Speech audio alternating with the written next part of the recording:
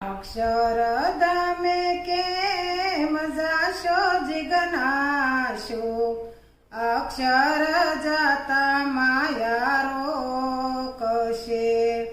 ત્રણ દેહથી જુદો આત્માને જાણી, બ્રહ્મરૂપ થઈ માયા ભાગશે. સ્વામિનારાયણ સ્વામિનારાયણ, સ્મરણ કરશે તે અક્ષર પામશે.